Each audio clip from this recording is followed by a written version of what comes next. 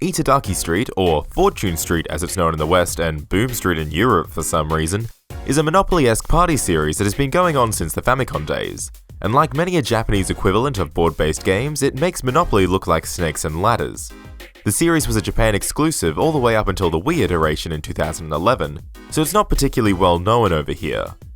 Notably, the series often employs faces from other well-known franchises, with Dragon Quest, Final Fantasy and Mario characters being present in various iterations.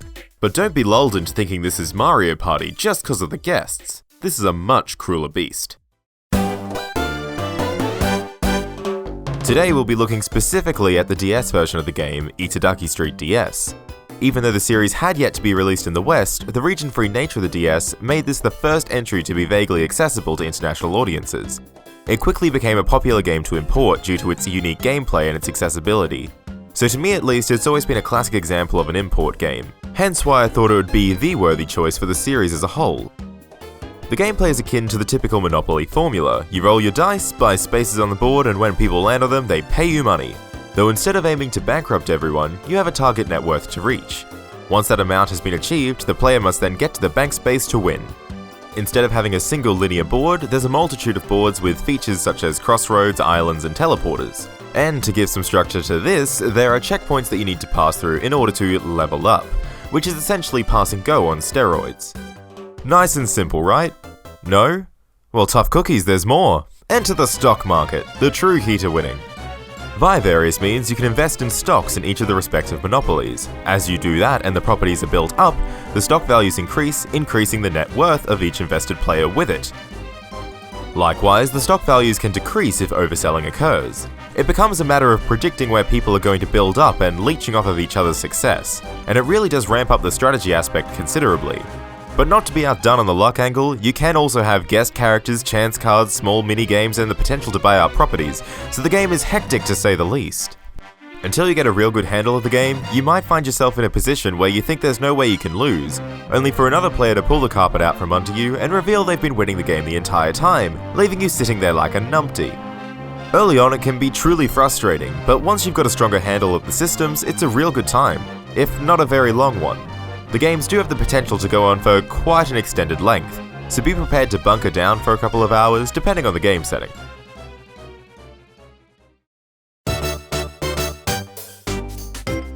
The game does have a story mode of sorts in Tour mode. Here you'll be playing as your own avatar that you can dress up in numerous clothing options based on the Mario and Dragon Quest series. I say story mode, but it's literally just playing the game with a throwaway line at either end challenging you to a match. As you progress, you'll unlock more outfits and locked characters for your troubles, so if you're down for unlockables like I am, you'll have plenty of that. And considering the current state of multiplayer options, it's good to have a goal as a sole player. And on that note, multiplayer is indeed in a bit of a sorry state, but it's not impossible. The main draw used to be the online Wi-Fi options, but unfortunately the DS Wi-Fi service has long since kicked the bucket.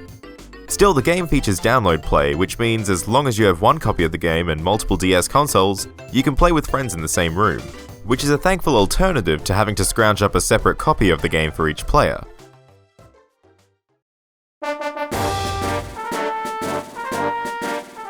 For the language basics, the game is a little all over the place in its kanji usage, but that doesn't mean that you really need to know a lot to get by, and we'll get to why in a second. But if you're going from a purely factual standpoint, an early intermediate knowledge of Japanese will set you up to play this just fine. A good chunk of the reading material is confirmations and quick explanations, and like it would be in English, you gloss over it the moment you realize what it's asking of you. You can usually pick this up from visual cues or just plain knowing what you're doing. Ergo, it's likely not going to be very good practice. Even if you needed to or tried to look up some kanji here or there initially, I'd argue muscle memory will kick in before you get any real memory work out of it. There is a rules section where you can watch a small explanation of the general game mechanics. It goes over the basics well enough, but ultimately I'd argue learning in practice is a bit more useful like with many board games.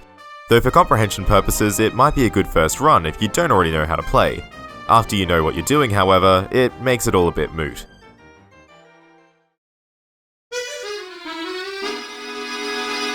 All this means is that the meatiest material is going to be the banter that each character spouts on their respective turns. I say banter, but it's more like one-sided egotistical nonsense. Let's just stop for a second and appreciate just how mean-spirited and selfish everyone is here. Here we have Mario saying he's a superstar and how everyone should look at him, and here he is again laughing haughtily at forcing everyone to give him some money. And here's Youngus bragging just because he bought a store, and even a slime is yelling to the world how he's essentially going to run around and trash your store because you've been forced to close it for a turn. Everyone's trying to do their best Daisy impression, and it's not like they need to make up for the lack of her because she's on the roster anyway. Say what you want about Peach's silent murderous intent in Mario Party 2, it's better than her complaining about the dice being so big and she wishes that Toad would roll it every few turns.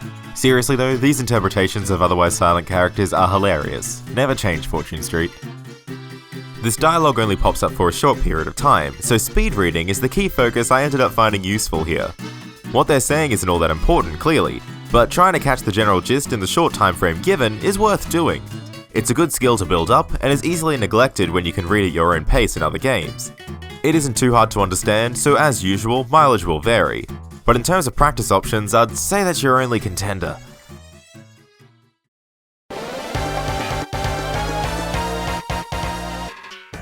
I initially played a number of rounds of this game without paying attention to the text, and was able to win just fine. Like with many a board game, once you know the rules, autopilot can kick in and all you need is the visuals. It was a very popular import game at the time, with its accessibility being a key drawing factor, so that kinda speaks for itself.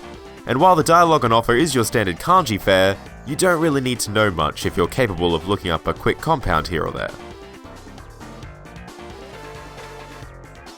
With the aforementioned accessibility, I'd argue this game doesn't have a lot of hard practice to offer you. If you think about how you might end up skimming the dialogue in similar Party-esque games in English, it'll likely only be worse here. With that being said, however, you absolutely can still get some immersion points, if you will. And if you're feeling it, speed reading practice is definitely an option. But without the necessity or real worth to the dialogue, it'll be an uphill battle to keep that active as you play. You're here for the gameplay and they know it. If you like a good strategic luck-based board game, Itadaki Street will likely be up your alley. And while it'd now be a bit of adventure to get the means to play any decent multiplayer on this edition, the single-player experience is certainly satisfying in and of itself. It can be incredibly difficult at times, and it's punishing to those not playing to win. But there's certainly an audience for that in the West, so if it's your jam, I'd say give it a look in. And boiled down to it, it's Mario and Dragon Quest characters fighting over real estate. Don't say that's not tempting. I wish there were more party games like this around, but considering the mediocre titles of gaming's history, I can kinda see why the bigger companies have shied away from the genre. Still, getting a whole group together for a round of Itadaki Street is a rad time. Or so I can only assume. Turns out scrounging up 3 friends willing to play it is a harder barrier of entry than the lack of Wi-Fi. Anyway, until next time, ja mata!